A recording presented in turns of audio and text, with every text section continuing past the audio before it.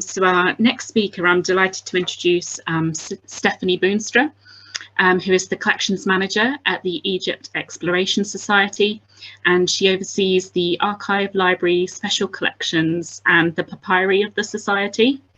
She's also the managing editor of the Society's Journal of Egyptian Archaeology, and her research focuses on both the archives of the Egypt Exploration Society and on evidence for production in ancient Egypt, particularly of vitreous objects during the 2nd millennium BCE.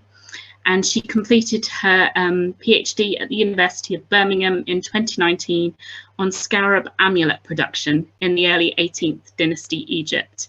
So I'm delighted to hand you over to Stephanie now. Thank you, Emily. Can I just make sure that I'm sharing the right screen here? Yes, it looks like I can see the head slide with the title Exploration Societies. Okay, thank you. You'd think after a year and a half of Zoom, it would all be second nature by now, but there's always those possibilities of errors. But thank you so much, Emily, for that introduction. And thank you to Ken and the Egypt Center for inviting me here to give a talk on behalf of the Egypt Exploration Society.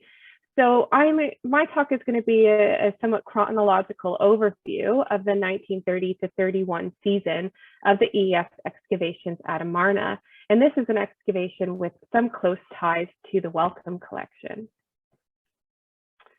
So the Egypt Exploration Society first excavated at the ancient city of Akhetaten, now known as Amarna, in Middle Egypt in 1921 under the direction of Charles Leonard Woolley, after the British EES was given the concession from the Germans after the First World War. The EES worked at Amarna from 1921 to 1937 and uncovered vast swathes of the ancient city, so its houses, palaces, temples, and tombs. The 1930 to 31 season at Amarna is one of the most famous ones in which the EES worked. There were some spectacular finds that season for sure, but the main reason why the season is so well known is due to how it was recorded, specifically that it was recorded in a vast array of sources and media. The large excavation archive of the excavations at Amarna is held in the EES archive here in London. The archive includes dig notebooks, object cards of the finds from the season, house registers, negatives from the excavation and objects, as well as the prints and personal photo albums, footage from films made on site used as fundraising tools, the correspondence between members of the team and the EES London office, the records of the distribution of finds, which Ken showed one earlier, as well as the EES's annual report to members and the minutes of the internal committee meetings. The EES Amarna sub-archive also contains the Waddington collection, which is 3 box files of documents and photographs from the excavations at Amarna that were the personal possessions of Hilary Waddington. Two of these box files were later procured by his grandchildren, Edward and Samantha, who then donated them to the EES in 2015 and 2016. The first file, which was already in the possession of the EES, is mostly correspondence and photographs. The other 2 files donated by the Waddington family include the so-called clapperboard, which was used in the Tel El Amarna films as seen here, as well as artwork from the excavation and exhibition.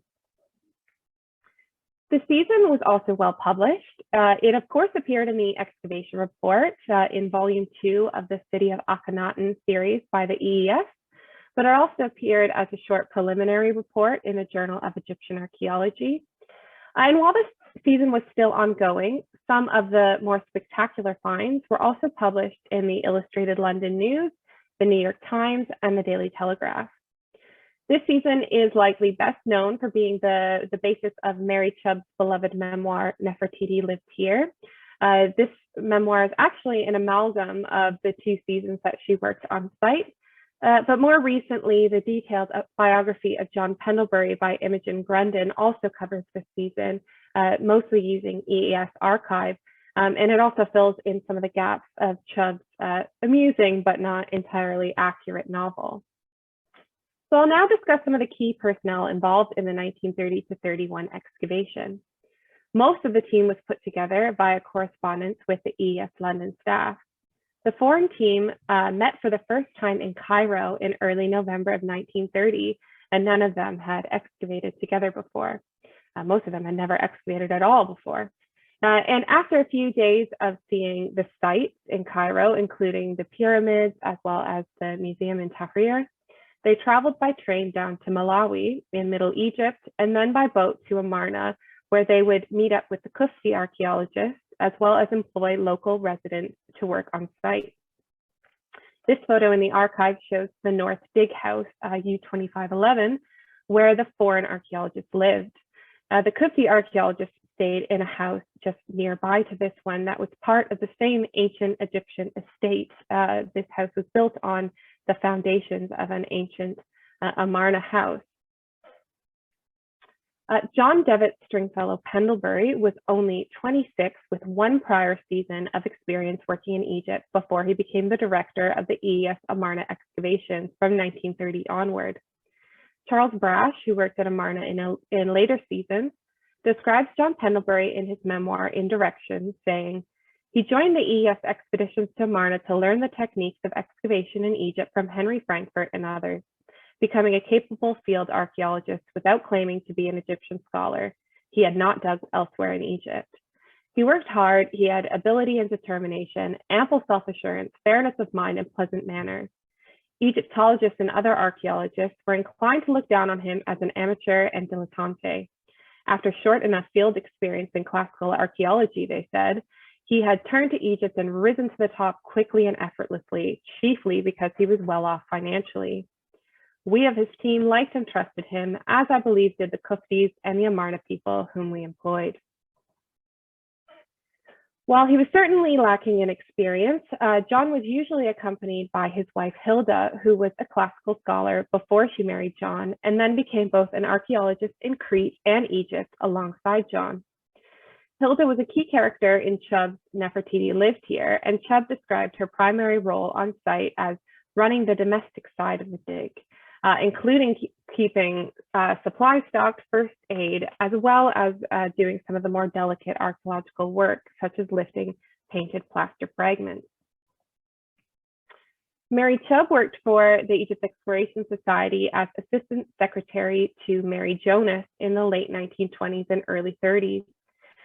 At the time, she was studying art in London and was, quote unquote, rather adept at secretarial work and bookkeeping. According to the EES committee minutes, John Pendlebury was so keen for Chubb to join the team to assist with secretarial work and writing reports that he even offered to forego his salary and travel expenses to provide the society with the funds to send her. It seems that the society still paid Pendlebury's salary and agreed to send Chubb along for writing reports and subsequently other odd work around the dig, including basic first aid, drawing object cards, and even excavating intricate jewelry. And according to the archive, she was deemed most capable and valuable assistant. James Hilary S. Waddington joined the Amarna excavations from 1930 to 1933 under John Pendlebury to work as an architect. Although he had never worked on an excavation before, he ended up following this with a career in archaeology. His main role at Amarna was to record the architectural plans of the city as they were uncovered, and we have many of his beautiful and detailed plans in the archive. Alongside his architectural work, he was also the chief cameraman and is responsible for much of the film footage in the archive, and you can see him with his camera on the right-hand side. Hilary was later joined at Amarna by his new wife, Ruth Pollard, who is pictured in the middle, for the 1932 to 33 season, when she accidentally discovered what is now known as the Waddington Workshop. The chief Rais of the excavation was a Khufti named Mubarak Muhammad al-Badawi. His sons Mahmoud and Abdurraham were also Raises this season. His son Kasar Mubarak worked as Hilary Waddington's architect assistant, and they became good friends. Kasar can be seen in both of these photos taken by Hilary, on the left with Hafni Mahdi, and on the right with Seton Lloyd, who spent a short while on site that season to assist Waddington in getting settled. The so-called Register of the Monies of the Men of Khuf, states that 31 men from the Upper Egyptian site of Khuft were were employed by the Amarna team from 1930 to 1931. The season's register gives a short description of each worker. These descriptions are oftentimes patronizing and most of the time insulting and racist. The register also lists each payment, including regular pay and bakshish for particularly good work or exceptional fines. Along with the Mbaraks, 2 other Khuftis were employed as company rices. Ali Mohammed Sharif, who's pictured on the left here in 1922, and Hussein Sawag. The Amarna Correspondence Archive also contains a handful of letters from a few of the Khuftis, both in Arabic and English, and these are in the process of being translated by EES volunteer Sarah Ali. 2 other foreign team members that season were Gilbert Phillips, an American volunteer who had been recommended by Henry Hall of the British Museum, and John Bennett, an Egyptologist recommended by EES Honorary Secretary Stephen Glanville. Phillips, who Chubb's character George is loosely and rather unflatteringly based on, had no prior experience and in the end only lasts 2 weeks on site. Much of the circumstances around his arrival at Amarna, as related by Chubb, are inaccurate, but she did retell Phillips' attempt to scoop the EES Amarna team by trying to sell a story to the New York Times about a particularly interesting find that occurred while he was on site. This didn't go over well, and neither Pendlebury nor Glanville would give him permission to use excavation photographs for the article, so it never appeared. In contrast, John Bennett was the only member of the team with an actual degree in Egyptology, and he was taken on to translate inscriptions found on site. Bennett isn't even mentioned in Chubb's memoir, but instead many of his discussions and finds are subsumed by the character of Herbert Fairman, who in reality didn't join the team until the following year. It's clear from the archive that Pendlebury and Bennett did not get along. Letters from each of them to Glanville in London relate their own accounts about this. Pendlebury has a long list of grievances, including that Bennett had an air of superiority as the only Egyptologist on the team, and that he didn't bother to learn Arabic, and that he wasn't fully inoculated, so got terribly ill and was hospitalized in Malawi, etc., etc. Bennett, in contrast, seems perplexed as to why Pendlebury took an instant dislike to him and apologizes to Glanville for his struggles to learn Arabic and pleads with him to give him a second chance, as he did make many important contributions to the work. But at the end of the day, Pendlebury made it clear that he would not have Bennett back on his team, and I don't believe Bennett ever worked on another excavation. According to the archive, 50 workmen and 240 children from the local villages of Eptil and Hagkandil were hired for the 1930 to 31 season to work on site. These photographs are from other seasons, but many of the same men were hired back season after season. Children were generally used as basket boys and girls to take the soil cleared by the adult men from the excavation to a designated spoil heap. Mary Jonas, the secretary of the EES, and Stephen Glanville, the honorary secretary, were not members of this season, although Glanville did work at Amarna for the EES from 1923 to 24, as seen in this photo. But both Jonas and Glanville are constant presences in the correspondence archive. Unfortunately, I don't know of any photographs of Mary Jonas, so if anyone has one, I'd love to see it. So now that we've met the key characters from this season, I'll introduce some of the more exciting finds. The largest exceptional find was the lintel from the house of Hatiai in the north suburb of the city. Bennett, using his Egyptological knowledge, was able to link this Hatiai as the overseer of works at Amarna, as well as the owner of a tomb in the Kernet Murai in Thebes. This house, which was clearly occupied by an important resident of Amarna and had survived better than many of the other houses in the city, also displays Hatiai's wealth based on the elaborately painted plaster decoration within and the fact that every door in the house was lined with a painted limestone jamb. Most impressive was the discovery of a large lintel that was discovered here in the doorway between these two main rooms. Mary Chubb recounts the discovery of the lintel in her memoir, noting that the massive stone was face down when discovered, but with the aid of a few poles and a lot of human power, they were able to wedge it up enough for someone to have a quick look on the underside. Chubb says that this was Fairman who does it, but we know he wasn't there, so maybe it was actually Bennett, who slid under the lintel to have a look and said, quote, "Gosh, it's covered in bright colors and simply smothered in inscriptions," end quote. When they were finally able to turn the lintel over, they were able to see how incredibly well preserved it was, and that deliberate damage had been made to it to chisel out Akhenaten's names, but left Nefertiti's and the Aten's intact in their cartouches. The lintel required 50 men to carry it back to the dig house, which is in these Amarna films, where Hilda Pendlebury then painted this amazing one-to-one scale reproduction of the lintel, which is in the EES archive. A somewhat more sensational and unexpected find was uncovered in a far less wealthy area of the north suburb, in an area that John described as a bewildering labyrinth of slums. Throughout this area, the excavators discovered pots that had been buried just below the floors of the houses. One intact jar still had a bowl over the lid, protecting its contents. When they removed the lid, they were astonished to see what the jar held.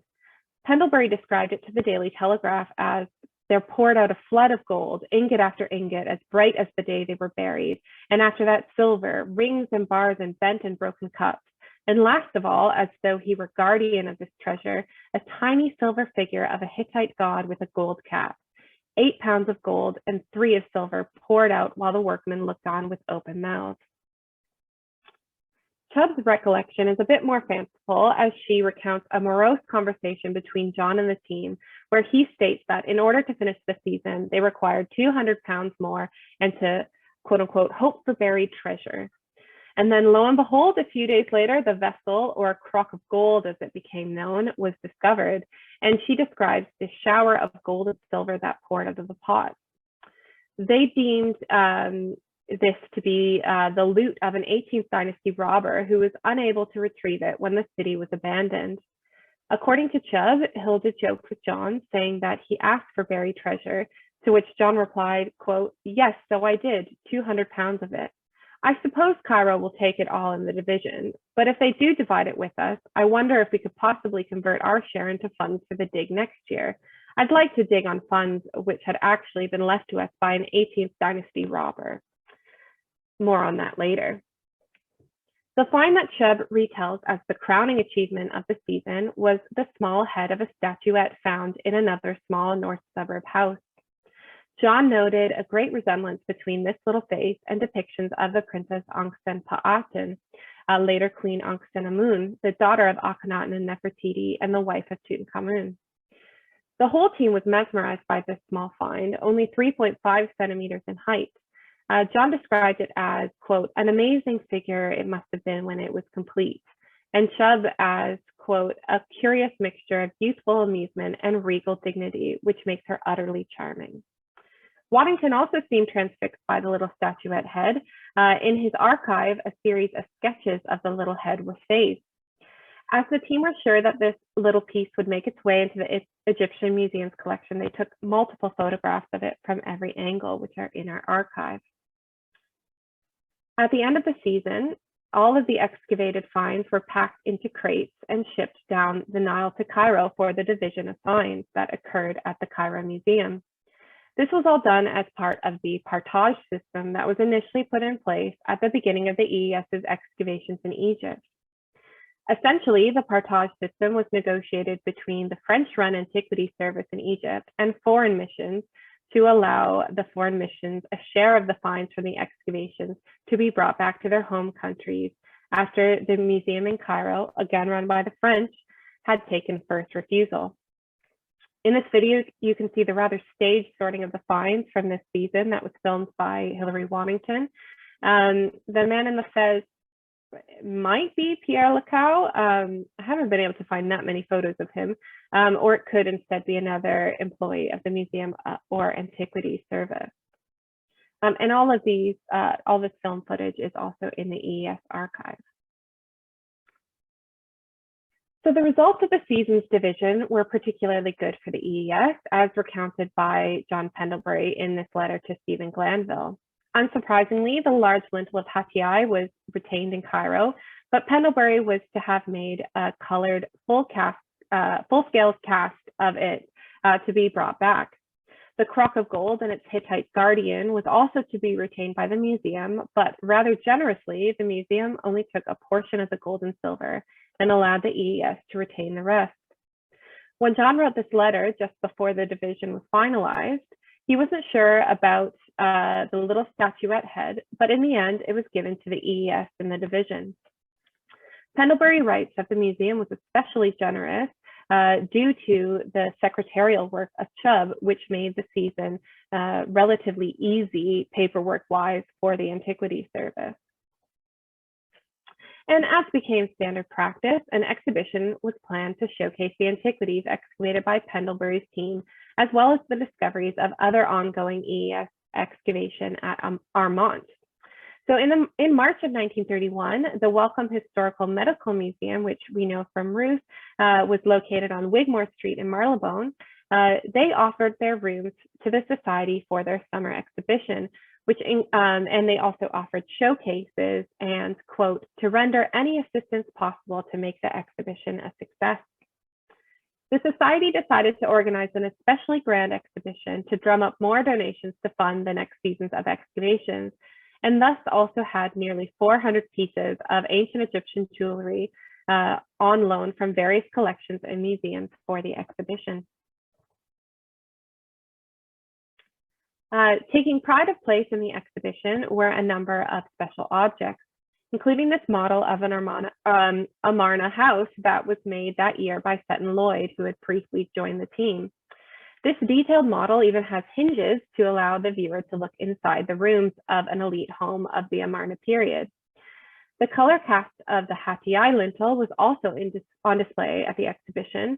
Unfortunately, I don't have a good photograph of it, but you can see it here on display in Bolton's new Egyptology galleries. The little statuette head and the crock of gold were also on display. The latter was set up to appear as it was when it was first discovered.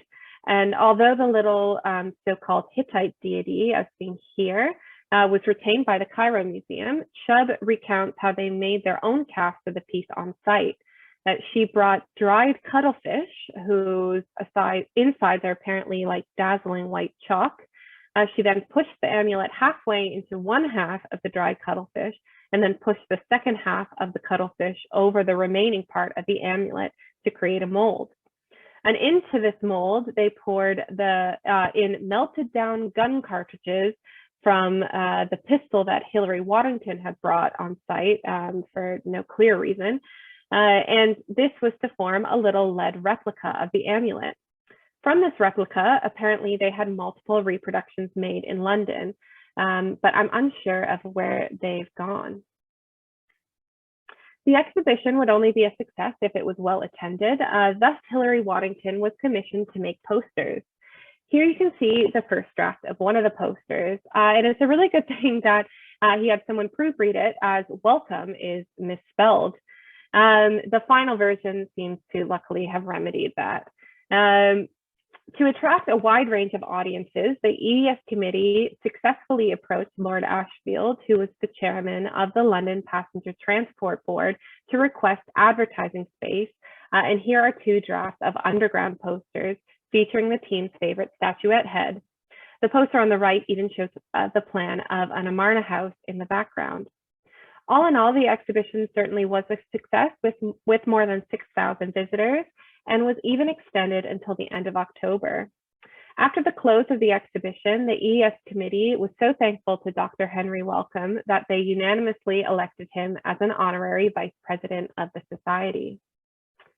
After the exhibition, the objects that were brought back to London were ready to be distributed to various museums and collections. And this was the second part of that partage system that I mentioned earlier. As the EES excavations are fully funded by donations and membership subscriptions, this distribution of finds worked to the EES's advantage. Essentially, in thanks for donations to the EES would divide its finds to various Western museums and collections. essentially a highly colonial form of the antiquities trade. A good number of finds were presented to the Welcome Museum, as can be seen here, and Ken showed the copy in the Welcome archive at the beginning of his talk. And in recompense for some of the larger donations of 500 pounds or more, objects like this beautiful glass vase were given to the museum in Copenhagen. The beautiful little princess head that Pendlebury adored was donated to the Metropolitan Museum in thanks for a 1,000 pound donation from a Mrs. John Hubbard in memory of her husband and daughter, who was her only child. Subsequently, the Metropolitan has stated that they are fairly certain that this little head was actually a non-royal male statuette, which probably would have broken Pendlebury's heart, but it is still beautiful nonetheless. And finally, remember the gold and silver that was brought back to London. The EES committee did indeed sell it to the Bank of England, who paid 200 pounds for it, according to Chubb, which went towards the next season of work at Amarna. And the fact that an ancient robber melted down foreign loot to make this hoard, which was subsequently melted down by a British bank to support foreign excavation at Amarna, all feels rather, unfortunately, cyclical. It's a bit shocking, really. So finally, thank you everyone for your time. I'd like to thank the EES volunteers, past and present, for digitizing a lot of what is in this presentation, the Waddington family for their kind donations to the EES archive, and to Ken and the Egypt Center for having me here today. Thank you. Thank you very much, Stefan. That was brilliant and really interesting to hear about the finds and Tel Amarna. We do have a couple of minutes that we can ask some questions, so I'm keeping an eye on that. But if any questions do come in the chat, it would be great if you could answer them by text. One of the questions that I actually have is about the partage and when that was agreed. Do you know that at all? Oh gosh, I think it was as far as I'm aware, and this is a question that's better for Alice Stevenson, but I do believe it was right at the very beginning of the EES excavations in Egypt in the early 1880s as a kind of Petrie, I think Petrie had a large part in it, and he was very interested in the kind of objects of daily life. So he wanted to bring them back to the museums because he believed that the French-run museums really only cared about the big objects on display. So he thought, oh, well, can I not bring these back? Whereas before then, the export of antiquities in Egypt was much more highly regulated, which I think some people think that it's not the case. But yeah, so I think the EES has a lot to answer for the dispersion of artifacts throughout the world, good and bad. Thank you. And yeah, just to say in the Q&A, there's some really positive feedback. And I think Aidan Dodson has just said partage was agreed in early 1882-83 between Amelia Edwards and Maspero. Yeah. And then one last question I think we might have time for is a question about the Seton Lloyd model, the one made for Chicago House, or is that another one? Hi, Susan. Yeah, that's the same one. And I do know that in the archive, after the exhibition, the Brooklyn Museum asked for a replica of it as well. But I'm not sure if they got one, so it'd be interesting to know that. But yeah, this was all to have this really grand exhibition at the Welcome Museum to bring in more subscribers and more money for the EES. But a lot of the correspondence says that actually, although they had so many people attend and they loved it, they all said, no, it's the early 1930s.